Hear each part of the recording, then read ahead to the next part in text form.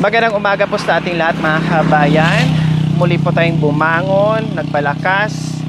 At first day po namin muli sa aming vlog after po namin magkaroon ng trangkaso po mga kabayan. Ubusin po lagnat dahil sa dami po natin pinuntahan, no? Alam nyo naman po at nakikita nyo po kung gaano kahirap at kung gaano kalayo yung aming inaakyat baba sa kabundukan po mga kabayan. At huli naming vlog, no, na bago kami na mahinga ng ilang araw po mga kabayan ay yung pagligo namin, nagcamping sa kabundukan po mga kabayan na super lamig doon na ang daming pangyayari, ang daming nangyari, experience, saya, lahat na nandoon na po mga kabayan. Kumbaga total package na po mga kabayan nandoon na. Kailang ang ending po mga kabayan, ganun talaga, no? Hindi naman di kuryente yung katawan natin. Ang kuryente nga sumasabog, katawan pa kaya natin, hindi nakayanan yung lamig at yung pagod ay bumigay yung ating immune system. At ako po ang nauna, din sumunod din po yung ating team.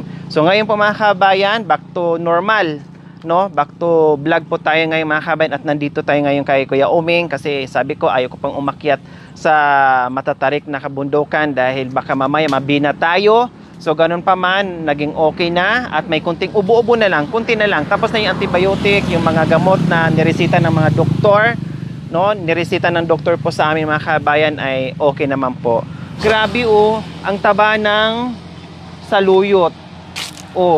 'Di ba? Ang taba, walang gas-gas yung butas-butas yung saluyot mga kabayan. Kasi tag-ulan ngayon kaya tumutubo kung saan-saan na lang yung saluyot. Ang sarap, paborito ko yan lalo na sa labong, sa munggo o iba pang pwedeng isahog dyan mga kabayan.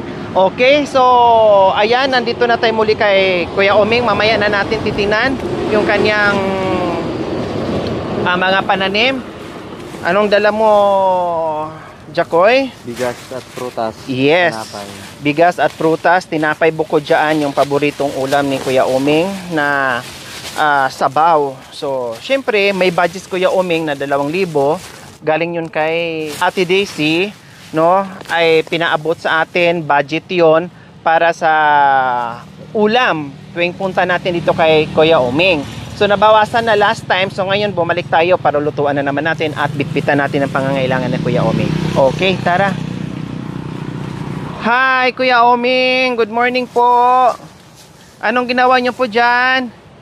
Ay, mukhang nagsa-science Kuya Oming.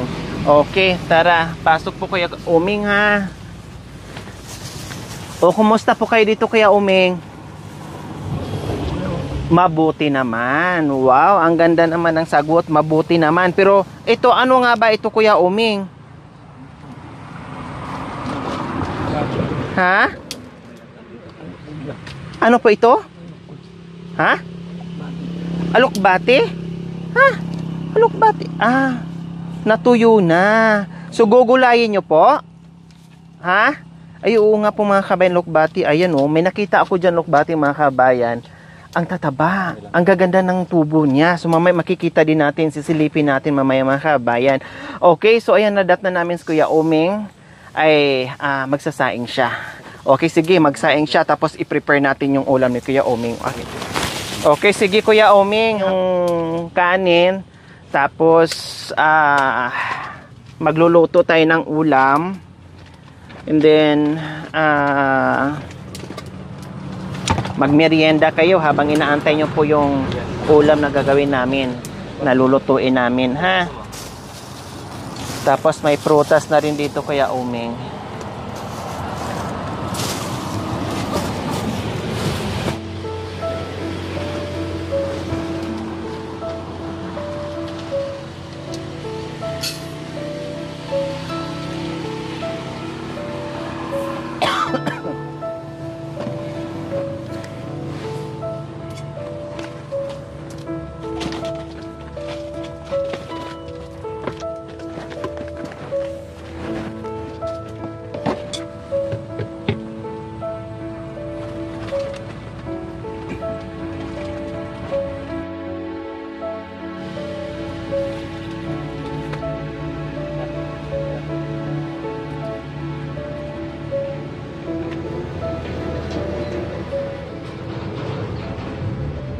So ayan, sinalang na ni Kuya Oming yung kanyang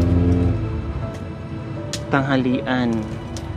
Yung kanin niya. O habang nag-aantay po kayo dyan Kuya Oming sa sinain nyo, pwede kayong magmerienda. O, ito mga prutas Kuya Oming. Sige, bahala kayo kung anong gusto nyong imerienda ha. O, ayan. Habang nag-aano tayo, prepare ng inyong lulutuin na ulam.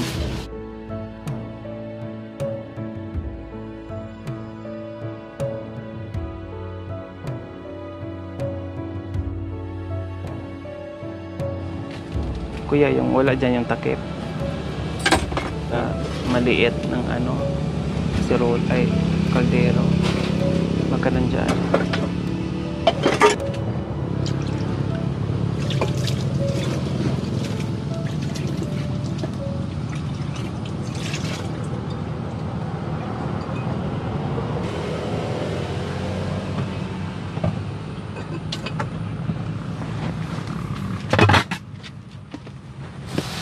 So ayan po mga kabayan, prepare namin at bahala na si Kuya Oming magluto para malaman natin na marunong talaga magluto din si Kuya Oming. Sili ng dahon, ang ganda rin oh. Pag tag-ulan talaga, ang gaganda rin ng tubo ng mga dahon-dahon, mga gulay.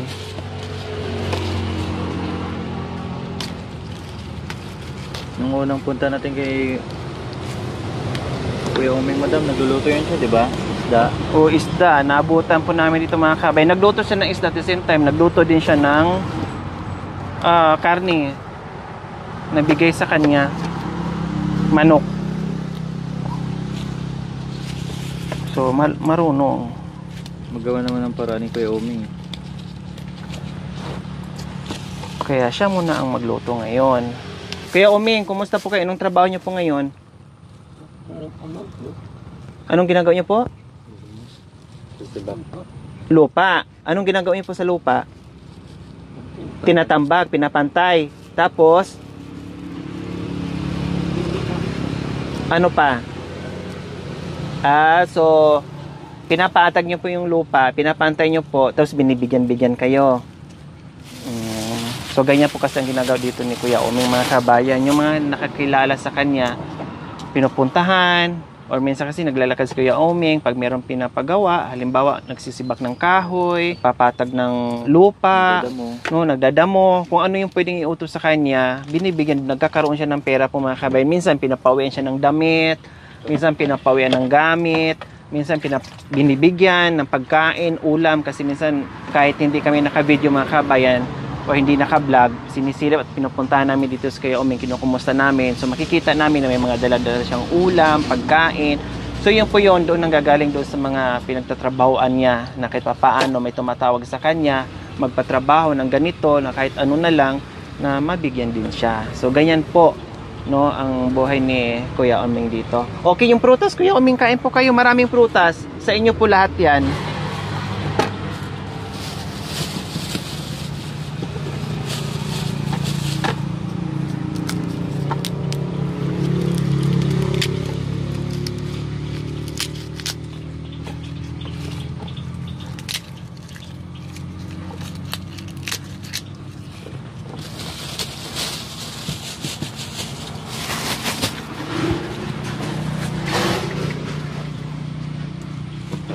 Isang kalang ko yung nabili ni Kuya Oming, kailang din ko na nakita, baka nandoon lang nakaligpit.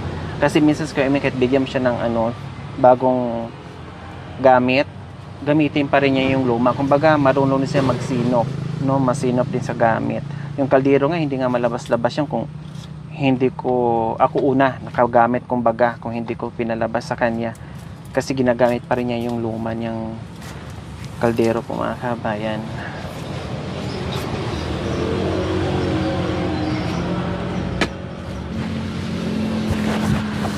So ayan, kumukulo na yung kanin ni Kuya Oming. Malapit na po yan para sa kayang tanghalian.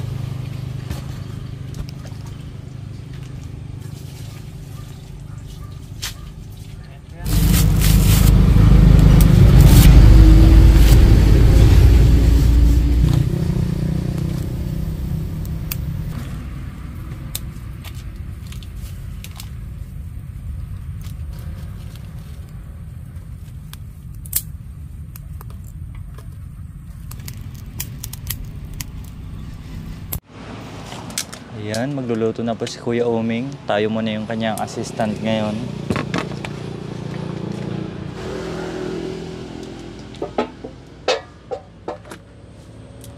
Panandok.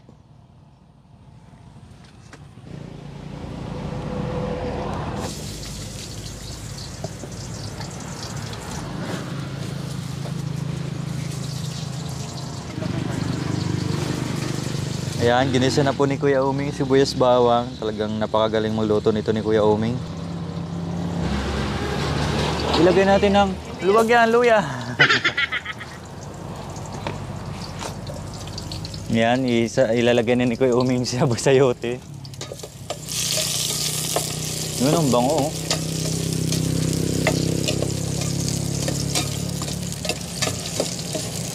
Parami yata ng mantika si Kuya Oming, ah.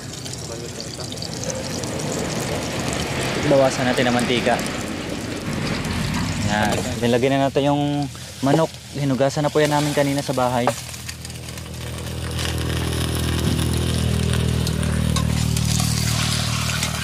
Laki ng manok.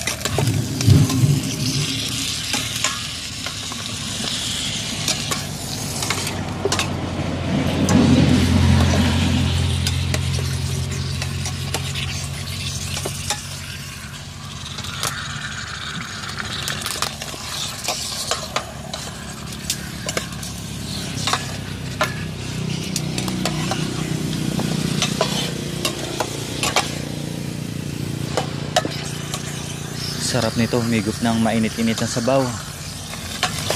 Lalo na po si Kuya Oming talagang mahilig humigop ng sabaw. Ayan. Nare-relax kasi yung lalamunan niya. Mainit.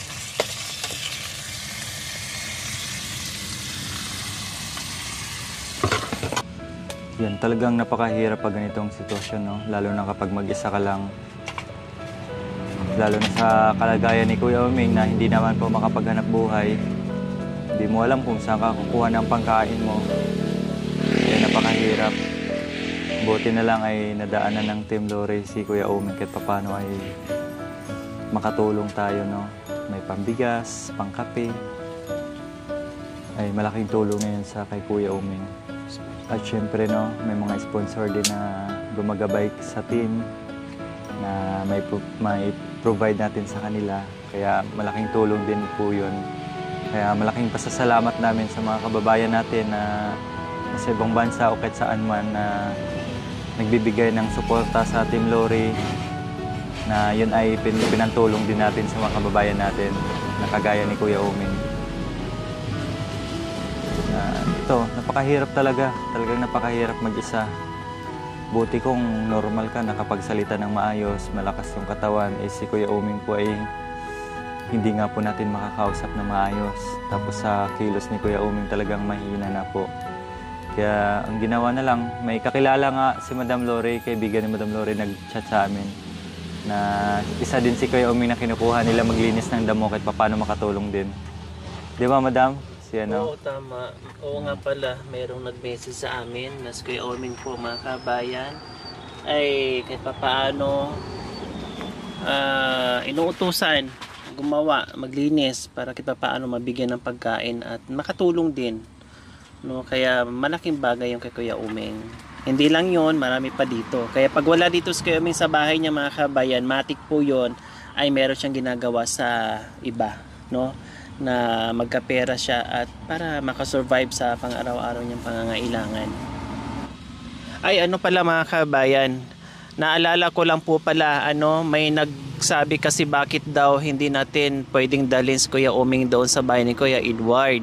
Hindi po talaga pwede, mga kabayan. Actually po yung bahay na yun, mga kabayan, no, ay hindi naman talaga para bahay ampunan po yon, no. Apartment po yon, saka mahirap po doon, mga kabayan, lalo na hindi lahat ng ating nakilala na tulad ni Kuya Oming. Syempre yung nagbabantes kanila ay may senior na, 66 na ata si Nanay Marlene, na yung nanay ni Cha, no?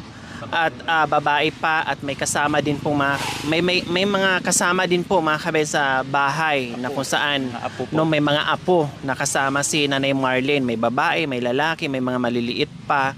No, hindi pwede na magdagdag tayo ng tao doon mga kabay kasi kawawa si Nanay Marlene. Siya lang po ang nagbabantay kay Kuya Edward, no, dahil si Kuya Edward po mga kabayan ay sabihin natin parang special child, no, lahat parang bata na nag-aalaga si Nanay Marlene, magpakain, magpaligo, magsaing, lahat, basta lahat po mga kabayan, kung anong alaga o mag-alaga tayo ng bata, yun po yung ginagawa ni Nanay Marlene. Tinuturing na nga po ni Nanay Marlene na parang anak niya no, nasasanay na rin si Nanay Marlene.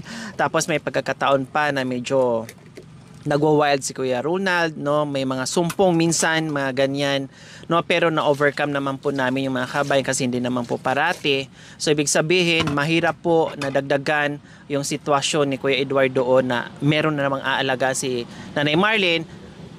Matanda na, senior na, at babae pa, tapos puro lalaki at marami po sila doon mga kabayan, no, crowded na, too much. Tapos yun nga, bukod doon ay lalaki, magdagdag na naman tayo, 'di ba? Kasi si Tatay Agoy po mga kabayan ay umuwi na rin sa bahay nila dahil walang tao, ay si Nanay Marlene lang po diyan ang natira.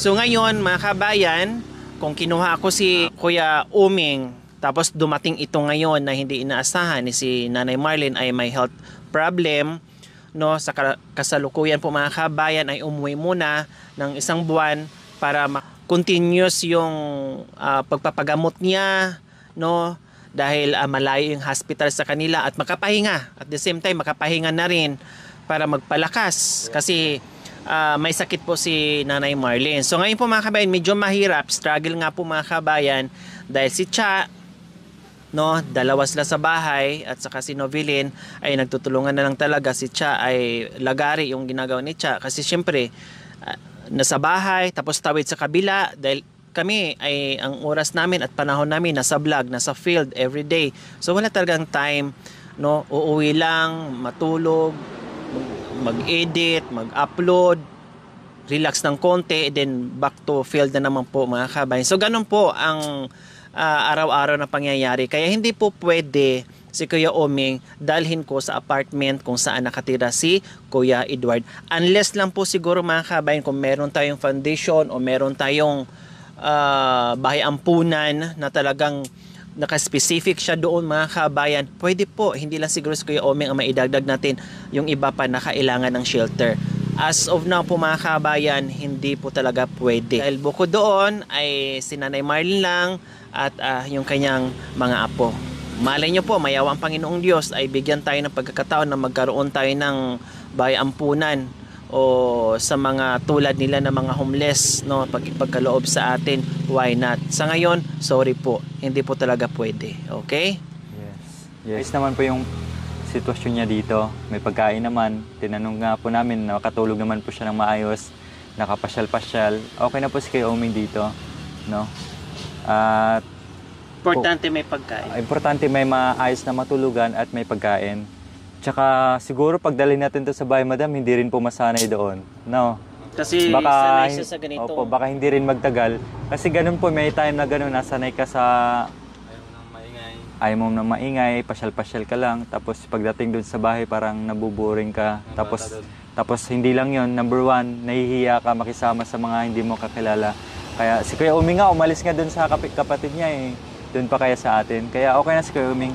Bisitahin na lang po natin at dala ng pagkain, kumustahin, gaya ng ginagawa po natin ngayon. Then may pagkakataon pa po mga kabayan pag sinusumpong si Kuya Edward ay hindi siya nakikinig, no? Nagwawala talaga. Hindi nakikinig kay Nanay Marlene na araw-araw yung nakakasama yon. Taon po mga kabayan na nandyan ako, no? Parang alam niya yung kung sino yung taong nagkup-kup sa kanya, no? Alam niya. Isang sit-sit ko lang, halimbawa, nagwawala siya, kahit anong wala niya, isang sit-sit ko lang or busis ko lang na hindi niya ako nakikita mga kabayan, tawagin ko lang yung pangalan niya, kakalma siya. No? Pag tawagin ko siya, o halika, nagwawala siya, oh halika dito, upo, pinapakalma ko siya kaagad. Kumbaga sumusunod siya, alam niya, no? Pero yung si Nanay Marlene, ako, talagang hindi na makikinig, hihingi talaga ng saklolo si Nanay Marlene. Buti lang kay Cha, kahit papaano ay sumusunod kay Cha, kaya tuwing nagwawala si Kuya Edward, nandyan si Cha sumasaklolo kay Nanay Marlene. Kaya ngayon, nung nakaraan nga po mga kabayan kahit ako nakabantay din ako nung nakaraan doon, no, inayos ko yung pagkain niya, tapos pinaihi ko, ako pa nga nag-flush sa ihi niya mga kabayan. Kasi minsan madam, doon umihi sa higaan likod niya. likod ng pintuan. Ah, Kaya minsan si Nanay Marlene kasi mapanghi po. oo, kaya minsan ganun ang nangyayari mga kabayan. May pagkakataon na ganyan nakakalimutan niya. No, minsan natatandaan niya, minsan hindi. Wala nga sa ayos po mga kabayan. Grabe yung tiyaga o sakripisyo namin kay Kuya Edward, sa totoo lang po. Tapos pag kumakain po yun, parang bata, daming lagyan ng mga kanin. Kalat po talaga pag kumain, sabog-sabog yung kanin, no? Tapos simpre linisin. Grabe po yung pagsakripisyo po mga kabayan sa loob ng 3 taon or 2 taon po mga kabayan ni Nanay Marlene at sa buong team, no? Kasi parang pamilya mo na tapos ang tagal na dyan, kumbaga nabigyan mo na ng liwanag yung buhay niya, tapos ibalik mo na naman sa dilim. Parang ang hirap, kumbaga. 'Di ba? Ano na lang iisipin ng mga tao. Tapos yung feedback, syempre, sa akin, bukod doon, ay napamahal na kami doon, kumbaga. Parang tinuring na rin namin kapatid namin na may ganyan, may kapansanan. So, ganun po ang nangyayari po kay Kuya Edward. Pero pag utusan si Kuya Edward, madam, sumusunod naman. O, pag utusan mo siya, katulad nung nakaraan, utusan mo siyang, magwalis ka, Edward. Kuya Edward, magwalis. Walis. Kuya Edward, maghugas ng pinggan. Lahat naman ng bagay, mga kabayan, kaya naman niya. Kahit mahinhin, kilos, pagong, no? Pero, pag utusan mo, ay sumusunod, gagawin niya. Kailan po minsan tatamarin din. Kailan pag Ayaw hindi mo sumunod. utusan, higa lang ng higa, nood ang TV. Pero napansin ko nung nakaraan, yung TV nila basag. Sira na po, madam, wala na. Binasag ni Kuya Edward? Baka basag po. Basag, nakita ko Siguro nahampas niya. Baka nabagsak. O nabagsak, nasagi. Ay, si Kuya Edward. Sa madaling salita po mga kabayan, 100% yung sakripisyo at pagmamahal doon kay Kuya Edward. 'Di ba? Siyempre, expenses namin mga kabayan, yung taong nagbantay, pakainin mo, sahuran mo, bayad ng apartment, ulam nila, kuryente, lahat. Lahat po 'yun. Ganun po, lahat po 'yun. Walang sponsor po 'yun, nanggagaling po 'yun sa channel natin na sinusuportahan niyo po mga kabayan. Kaya kailangan namin. Kasi baka akala nyo po mga kabayan ay yung lahat ng pagkakataon ay nagagaling po sa sponsors natin. Magpasalamat lang tayo kung meron. Kung wala talaga, walang choice kundi galing sa channel natin. Kasi mostly naman talaga ay galing sa channel natin mga kabayan. Kaya nga sabi ko po, pag walang banggit na pangalan o hindi ako nagbabanggit ng sponsor, somatic po yun, nagagaling po yan sa channel natin. Which is, yun po yung sinusuportahan niyo po araw-araw na walang sawang panunood, without skipping ads, pag-share, pag-comment, pagla-likes, kasi mas lalong lalawak yung ating channel po mga kabayan. Ganun po yun ha. Si Kuya Edward, nagkaroon lang ng sponsor in few months. Then after nun ay wala na. 3 years na mahigit si Kuya Edward sa atin. Mula nung nag-umpisa, nag-apartment, nagkaroon ng taga-bantay sa kanya, taga-laba, taga-saing, lahat. So sa channel na po natin yung nanggagaling.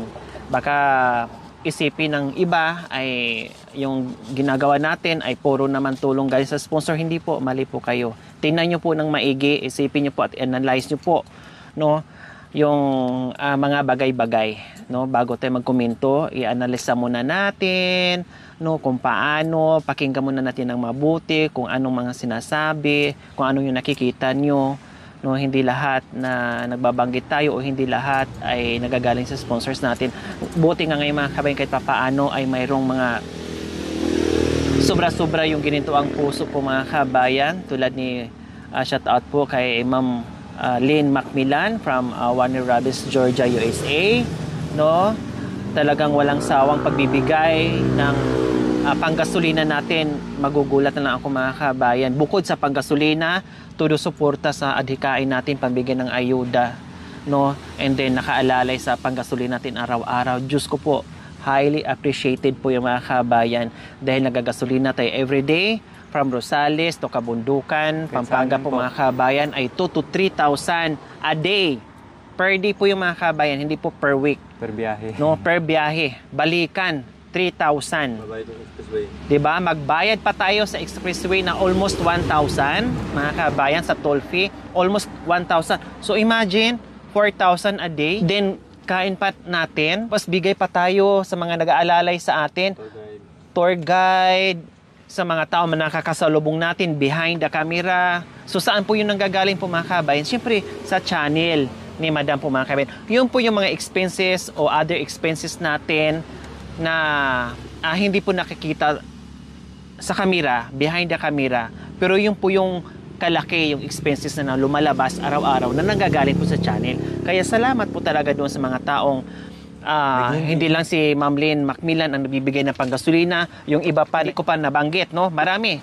Kasi halimbawa, like for example, magbigay si Juan de la Cruz ng 10,000. Okay, Lori, mag-cut ka ng 2,000 dyan panggasolina mo, which is highly appreciated po mga kabayan.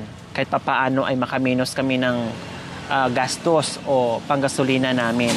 O, like for example, si Sisa at si Maria Clara nagbigay ng 3,000. Okay, Lori, mag-cut ka ng 500. Malaking bagay po yung mga kabayan na kahit papaano ay meron kaming hugutin para doon itapal namin doon sa expenses na super laki everyday po mga kabayan ang aming expenses. Dahil ang layo. Ang biyahe natin 6 hours, balikan. Biyahe lang po yun ha. Pero pag pumasok pa tayo dun sa kabundukan mga kabayan, grabe ang gasolina, alam naman natin pag 4x4. Tapos yung inaakyatan natin pag ganyan pa. Mas aksayado ng gas kapag ang daan ay patarik. Siyempre, bubuelo ka, magagas ka ngayon. Pagbaba mo, naghihingalo na naman yung gasolina mo. Pag uwi mo, matik, gasolina na naman. Magasolina ka ng 1,000 lang. Mamaya matirikan ka doon sa bundok, ang kay layo-layo ng city. O ano mangyayari? Hilain kasi nung hihila, tayo din kasi walang katao-tao doon. Kailangan laging full tank. Hindi umaalis ang truck kapag hindi naka-full tank. Panigurado, just in case kung saan man kami maabutan o hindi kami makauwi, tiyak, makakauwi kami ng bahay kasi naka-full tank tayo.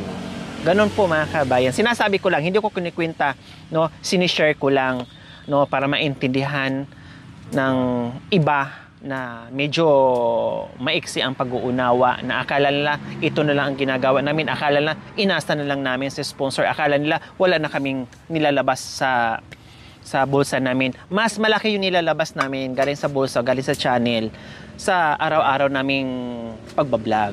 Buti lang nandiyan yung mga pagmahal natin na sponsors na talagang to the max na suporta mula nung nag-umpisa to hanggang ngayon, no, na nakaalalay. Kaya super thankful tayo mga kabayan. Yeah, sa lahat ng sponsor po mga kabayan, no, sa nagbibigay ng ayuda, sa lahat po ng sponsor nagbibigay ng ayuda, ganun po palagi. Kaya sobrang pasasalamat natin dahil kahit papaano ay meron tayong nahuhugot dahil nga po doon sa malaking expenses. Siyempre, hindi naman makatakbo yung sasakyan kung wala ding walang pera, walang panggas. Hindi rin makakakilos ang team kung hindi rin po sufficiente yung pera natin para doon sa magiging expenses natin everyday. Kaya maraming salamat. Wala kaming ibang igaganti kundi buong pusong pasasalamatan at dasal nawa ay bigyan pa ng mahabang buhay, no, at ibalik ni God ng doble-doble, ng siksik liglig na umaapaw na biyaya na ibabalik po ni God sa inyo. At of course, higit sa lahat, bigyan pa kayo ng mahabang buhay at good health palagi. Yun naman laging dinadasal ko eh. Hindi ko man mabanggit yung mga pangalan kung sino yon. Isa-isahin. Generalize mo na lang po mga kabayan, no? Pang-isahan na lang. Lagi ko lang sinasabi, Lord, salamat sa lahat ng nagiging sponsors ko at paparating pa. Yun na lang po, pangkalahatan, kumbaga. At syempre, hindi lang po mga kabayan. Syempre, yung ating manunood, yung ating viewers, yung ating subscribers, followers, YouTube members, of course, isa din po sa nakaalalay sa atin. Buwan-buwan sila po mga kabayan nagbabayad. Buwan-buwan po sila naka-member dyan sa YouTube natin mga kabayan na nakaalalay sa atin. Salamat po, highly appreciated. Kaya lagi akong nagpapasalamat. Maraming salamat po sa walang pagmamahal sa ating mga subscribers, followers, YouTube members, viewers, commentators. Lagi ko pong sinasabi yun. Hindi ako nagsasawa kasi kung ako lang, kung ang team lang, kung wala kayo, saan kami? Kaya hindi ako nagsasawa. Sa iba, hindi ko narinig magpasalamat. Pero ako hindi ako magsasawang magpapasalamat paulit-ulit sa lahat, no, ng aking mga followers, subscribers, YouTube members, viewers, commentators, pati nga bashers, pasalamatan na rin natin. At least, nanood sila. Oh, diba? Ganun po mga kabayan. Kumbaga, ina-appreciate ko lang kasi nga iniisip ko, hindi naman ma-spread out natin yung ating tulong kung wala din kayo, na hindi ko po kayo kasama. Hindi lang yung sponsors, no? Kundi tayong lahat ay pinagbuklod-buklod para ma-spread out natin kung saan-saan tayo nakarating na yun, na ang dami-daming mga katutubong aitas po mga kabayan na napasaya natin, 'di ba? Napasaya natin ng bongga. Kaya abangan niyo po soon, marami pang akyatan, babaan, no, mga magagandang view na hindi pa natin natuklasan na pwede naming i-share at ipakita sa inyo. Dahil I'm sure marami pang matutuwa at maraming nag-aabang. So ayan, lagyan na po ni Kuya Uming yung sayote. Nagpapa-kompleto sa sarap ng tinulang manok. Ayan, kakain na po si Kuya Uming dahil naluto na yung ulam na niluto niya. Sarap ng kanin, no? Lambot.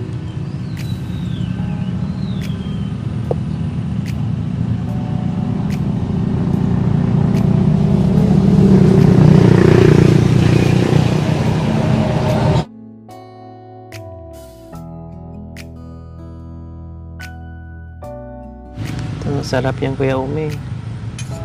Ulam, para lalamig na.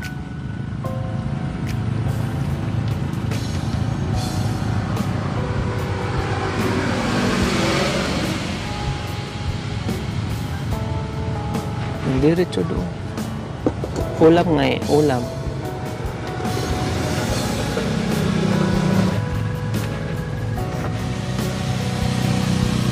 Wow, sarap.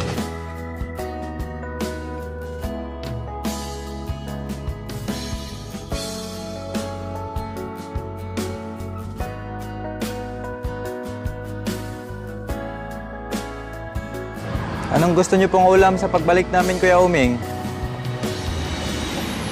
Kayo po, anong gusto niyo pong kainin na ulam? Ano po? Ha? Gulay? Gulay po? Okay, sige, gulay na naman po. Yung gulay na may sabaw, no? Tapos partneran natin ng pritong tuyo. Anong gulay? Maski ano, basta gulay. Sige po.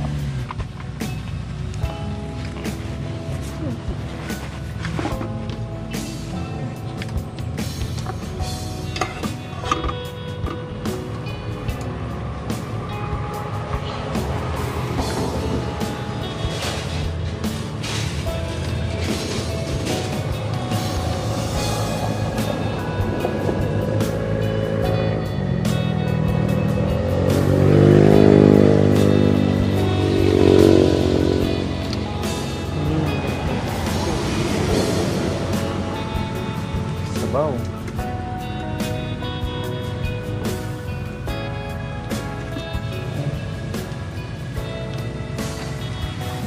Grabe kumain si Kuya Uming. Ganado. Sarap kumain.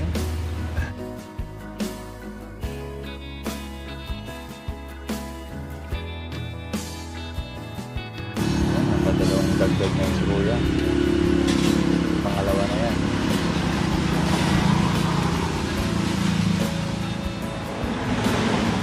Tapos tama na po yung Kuya ha. Baka mabigla yung tiyan nyo ha. Sasakit yung tiyan nyo. A few moments later. So ayan po mga kabayan, tapos nang kumain si Kuya Oming at salamat muli kay Ate Desi, no, na walang sawang pagmamahal sa ating mga kabayan, hindi lang dito kay Kuya Oming, marami na ring natulungan at isa din po sa nagbibigay sa atin ng pangmerienda sa team, panggasolina sa team. Kaya maraming salamat po Ate Des sa walang sawang all-out support niyo po sa amin. No, hindi ko po lubos kung paano, no, magpapasalamat sa inyo. Bahala na po yung Panginoon magbalik ng siksik at liglig na umaapon na biyaya sa kabutihan nyo sa ginagawa nyo po sa kapwa o sa aming team. Kaya ito po mga kabayan, no, at maraming nagtanong kumusta na ang mga pananim ni Kuya Oming. Well, pagdating ko kanina, bungad pa lang, nakita ko na anong nangyayari sa mga pananim natin, mga kabayan. No? So marami pang nagsuggest po mga kabayan na maglagay pa tayo ng mga ganito, ganyan. Hindi na po pwede, mga kabayan, ha? Kasi kung baka mamaya galawin natin yung bakanti dyan o doon, sawayan na tayo. Baka sabihin, mukhang namimihasa na, pinagbigyan ko na, may tulugan na, pinagbigyan ko na mayroong matataniman, pati pa naman doon. Parang ganun ba? Ayun mga iniisip ko. Kasi ang hirap po mga kabayan na galaw tayo ng galaw dito na hindi pa natin alam kung anong sistema ang mangyayari dito sa sitwasyon ni Kuya Oming dahil without permission po yung kaniyang pagtira dito. Kaya si Kuya Oming din po mga kabayan, hindi rin siya basta-basta gagalaw ng lupa dito na walang paalam. So ngayon naman, gustuhin man natin mga kabayan na magdagdag ng mga pananim, ay wag muna. No, wag muna. Ay tama na ito, crowded na, hindi na tayo pwede magdagdag dyan kasi may mga kamatis na dyan, ang daming talong, may patula, merong alugbati, may mga talbos ng kamuti, talbos ng kangkong, etc. So wala na tayong ibang pagtataniman kasi pag overcrowded na po mga kabayan, paano sila mamungan ng hitik? Wala na kasi parang crowded na nga, hindi na makausbong ng maayos yung mga pananim. So ngayon po mga kabayan, silipin natin kasi few days, tag-ulan na ngayon, syempre ang daming pananim natin, no, at maganda yung tubo ng mga pananim dahil po sa ulan nga po mga kabayan. Kaya ngayon, tara silipin po natin. So ayan, tingnan nyo naman po mga kabayan. O, di ba? Kasi ang alugbati po mga kabayan ay kailangan matubig or laging nadidiligan. So ganyan po siya kataba. Ang ganda ng kanyang dahon. Hindi pa pwedeng tanggalan ng usbong, no, kasi kakaakyat lang, kagagapang lang. Plus yung ating mga talbos. Next time po pala mga kabayan, pwede tayo magsigang. Pwede na tayo kumuha dito. Kasi po, para gaganda yung tubo niya at gagapang or magkakaroon siya ng ibang branches, tangkay, pag nakuhaan natin yung ibabaw. So sa next time po, pwede na tayo dito kumuha ng kangkong pangsigang. So ito, gumapang na rin po mga kabayan yung ating ampalaya. At malalaki na, Kuya Oming. Malalaki na po yung ano natin, talong. Kailangan ibuka natin ng kunti, ha, para hindi siya mabansot. Para yung tubo niya hindi napipigilan. Ibuka lang po ng kunti, Kuya Oming. Nandoon pa rin po yung tusok niya. Para kahit papaano, pag umulan ng malakas at humangin, hindi siya matumba. Pero kailangan ibuka. Halip po kayo, tulungan niyo po ako, Kuya Oming. Ibuka lang po natin. Kasi napipigilan yung paglaki niya. May nakaharang. So, ayan po mga kabayan, ang lalaki na. Ayan po, oh. Ayan. Nagaganda yung tubo. Bukuan niyo po. Rin po mga kabayan yung kamatis. Ayan oh. So, ibuka lang din natin para pag natumba, salo pa rin siya dyan. No? Hindi basta-basta na natutumba. Ayan oh, lagpas-lagpas na nga mga kabayan sa tusok ko. Ang laki na. Kunting kimbot na lang dito mga kabayan. Mamunga. Ang ganda oh. Ang taba. Ayan po mga kabayan. Ang taba oh. Oh. Tapos pag yung niya, branches niya, ipitin natin or tukuran natin para hindi mabali. Ayan po, maraming salamat po muli Ate Desi. Natira namin muli no, ng ulam si Kuya Oming, bigas, ulam, gamit niya sa pangluto, mga prutas, higit sa lahat, bigas. At ito, magbigay ulit ako ng kahit papaano meron siyang dugot-dugotin, no, na Siyempre, hindi pa talaga niya maalis-alis mga kabayan pa isa-isang stick.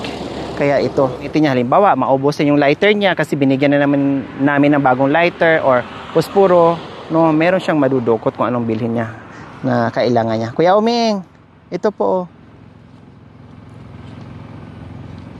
Oh. Tabi niyo po ha. Lagi kong sinasabi siya at biniling ko po sa inyo yung pagyuyusi pa isa-isa lang ha. Para hindi lalong mangati yung lalamunan nyo sa kayuyusi ha. Kuya Uming, huwag niyo pong kalimutan linisin ito ha kasi ang lalaki na po ng ating talong baka mabansot pag napuno ng damo. Ahasin din tayo ha kuya. Okay, sige, bye kuya. Okay, maraming salamat po muli Ate Daisy. Thank you for watching. Don't forget to like, share, and subscribe.